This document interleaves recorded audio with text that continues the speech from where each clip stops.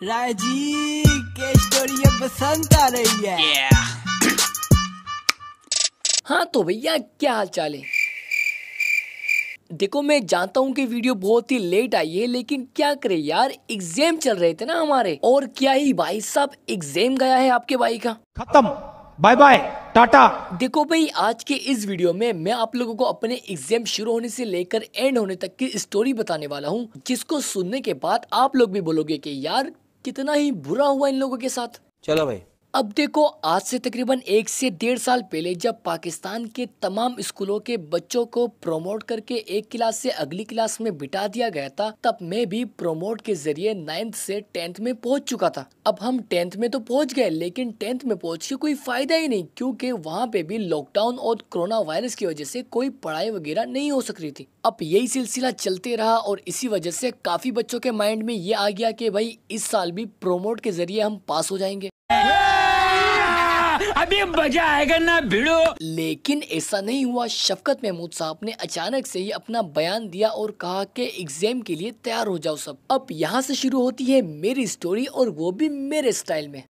देखो भैया अब जैसे हम लोगों ने सुना है कि पेपर होने वाले हैं, तो हमने सोचा कि भाई जान छुटेगी पेपर देके। वैसे भी कोरोना वायरस का टाइम चल रहा है, पेपर इतने मुश्किल भी नहीं आएंगे और टीचर लोग इतने सख्ती भी नहीं करेंगे, और अगर अरीब करीब कहीं बोर्ड पड़ गया तो वो अरीब करीब तो भाई अपना ही स्कूल है, कर देंगे चीटिंग वटिंग। अब इसी आसरे में हम एडमिट कार्ड और डेट शीट का इंतजार कर रहे थे। अब कुछ ही दिनों के बाद हमें बुला लिया गया स्कूल में एडमिट कार्ड और डेट शीट के लिए, और जब हम वहां पहुंचे तो हमें सिर्फ और सिर्फ एडमिट कार्ड मिला, और जो डेट शीट था वो हमें बोला गया है कि हमें अगले दिन मिल जाएगा। अब देखो जिसको डेट शीट का नहीं पता मैं उसको बता दूं, डेट शीट वो होता है जिसमें आपका रोल नंबर, कौन से सेंटर में पढ़ा है, यानी कि कौन से स्कूल में जाके आपको अपना बोर्ड का पेपर देना है। अब ये सब सेट हो गया, अब हम सब लोग घर में आए, उसके बाद एडमिट कार्ड लेके बहुत ही खुश हुए, बहुत ही खुश। हमने सबसे पहले अपना औजार तैयार किया, यानी कि पर्रे तैयार किए, जितने हो सके हमने बच्चों का एक ग्रुप बनाया, एक व्हाट्सएप ग्रुप बनाया, उस पे एक चीटिंग का पूरा सेटिंग किया। हर बच्चा अपना रोल नंबर वगैरह सेंड कर रहा था उसमें, यानी कि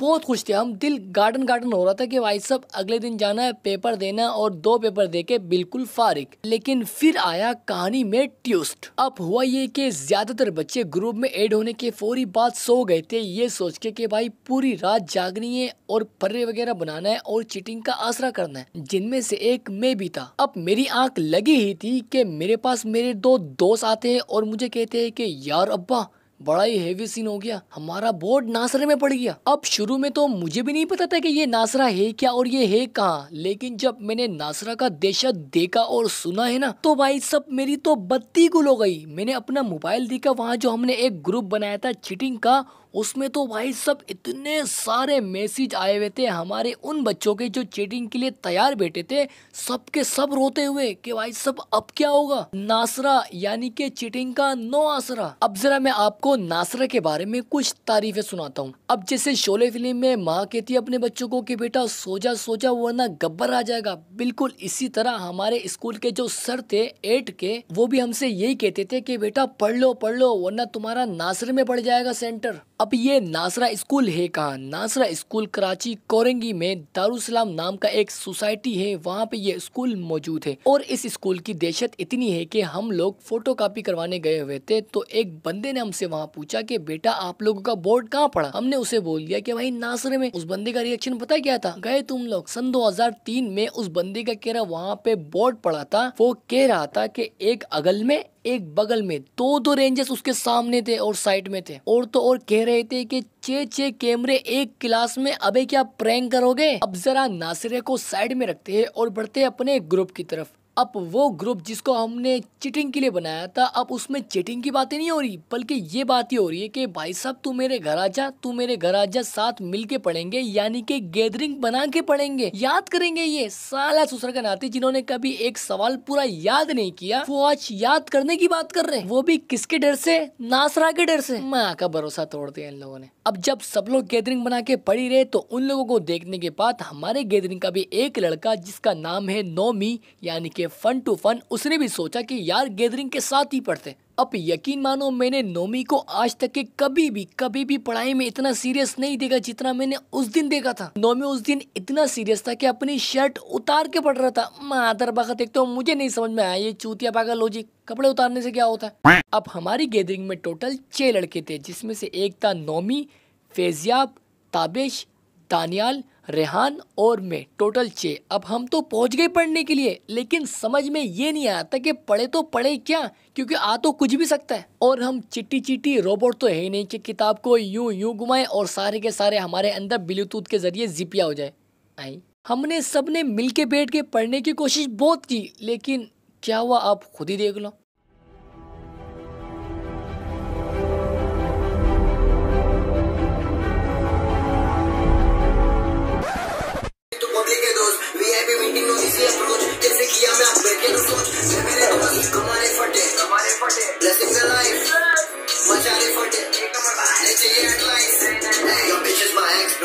I'm receiving a text, bro. It's my time to flex, bro. I know what I manifest, bro. So many eyes on me, bro. I got no time to waste, bro. If you're in the mood, there's so many ways, bro. I'm living my life at the best, bro. Let's go to the high pay up in the class, bro. God bless you, hope you all grow.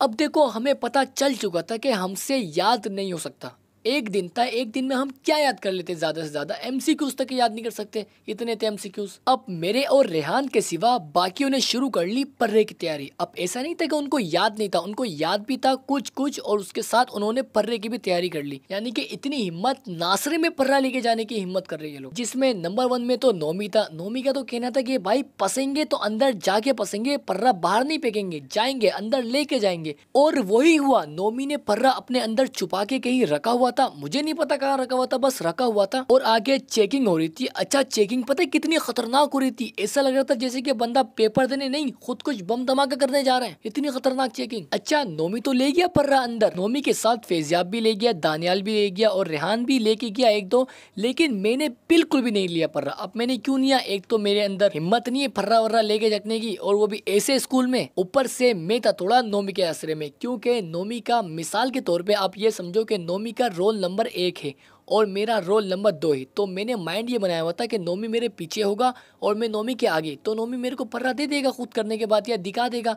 लेकिन scene पता है क्या हुआ, class में पहुंचने के बाद पता ये चला कि नोमी जो है वो बिल्कुल पीछे बैठा हुआ है, यानी कि दीवार के साथ चिपक के, और उसके पीछे दीवार है, इस वजह से कोई चेयर वहां लग नहीं सकती है। इसी वजह से मैं सबसे आगे बैठा हूँ टीचर के सामने, और वो भी बोर्ड के सामने, यानी कि ना किसी से देख सकता हूँ और ऊपर से टीचर भी मेरे सामने। क्या नसीब है।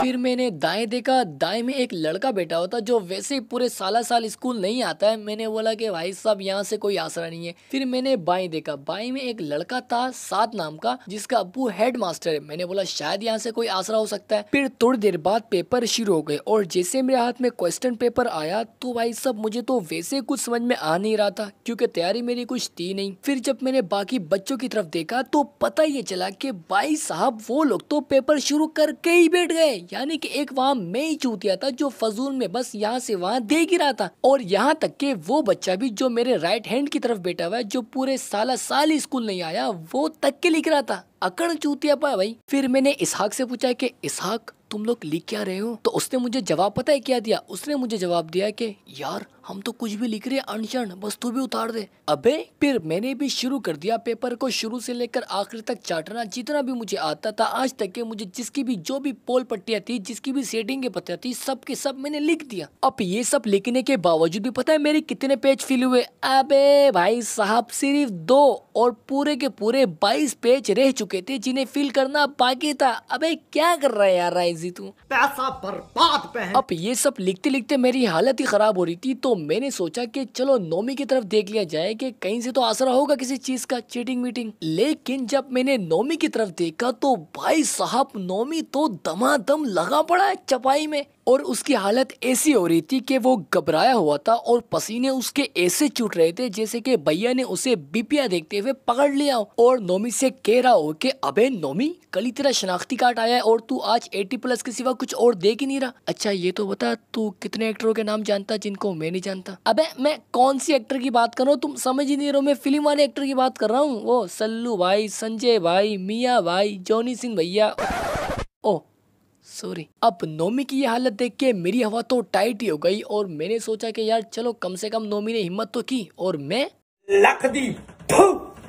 अब मैं फिर से मुंह लटका के बैठ गया और मैंने नोट किया कि मेरे साइड में जो 7 भाई बैठे हुए हैं उन्होंने तो कुछ किया ही नहीं। तो मैंने उनसे पूछा, 7 भाई क्या हुआ, कुछ किया नहीं आपने? तो उन्होंने जवाब दिया कि यार कुछ तो समझ में ही नहीं आ रहा, क्या करूं मैं? तो मैंने उन्हें कहा कि 7 भाई कुछ भी कर दो, कुछ भी लिख के भर दो, या हर कोई सब अनशन ही लिख रहे। तो उन्होंने मुझसे पूछा कि यार तू क्या लिख रहा है? तो मैंने उन्हें पता है क्या बोला? मैंने बोला कि मैंने भी अनशन लिखा। आगे से पता है वो क्या कहते हैं? तो यार तूने जो अनशन लिखा है ना वही दिखा दे। अबे ये क्या चूतियापा है? यानी कि 7 भाई आप भी ये लिखना चाहते हो कि नोमी जिस इरम साहबा से प्यार करता है वो असल में ताबिश का फेक अकाउंट है, और फैजियाब जिस अरीबा डोल से प्यार करता है वो भी ताबिश का फेक अकाउंट है, और ताबिश जिस परी डोल से प्यार करता है ना वो असल में मेरा फेक अकाउंट है यार। और मेरी जिंदगी में कोई सेटिंग क्या, मेरी तो मोबाइल में कोई सेटिंग नहीं है। ये लिखना चाहते हो यार 7 भाई आप? बस छोड़ो यार। अब बस इसी तरह कुछ ना कुछ करते करते हमने अपना पहला फिजिक्स का पेपर दे ही दिया। अब स्टोरी यहाँ खत्म नहीं होती, अभी आगे आगे सुनो हमारे साथ हुआ और क्या किया। अब देखो यार, क्लास में कुछ ऐसे बच्चे होते हैं जिनसे अगर आप ये पूछ लो ना उनके एग्जाम के बाद के भाई तेरा एग्जाम कैसा गया, तो उनका जवाब पता है क्या होता है? नहीं ब्रो, कहाँ अच्छे नंबर आएंगे यार, जो याद किया था वो तो आए नहीं और जो याद नहीं किया वही आ गए। साला ससुर का नाती, जबकि यही लोग टॉप कर रहे होते हैं। पता नहीं क्या मौत आती है इनको सच बोलने में। चलो छोड़ो यार, टॉपिक की तरफ दोबारा बढ़ते।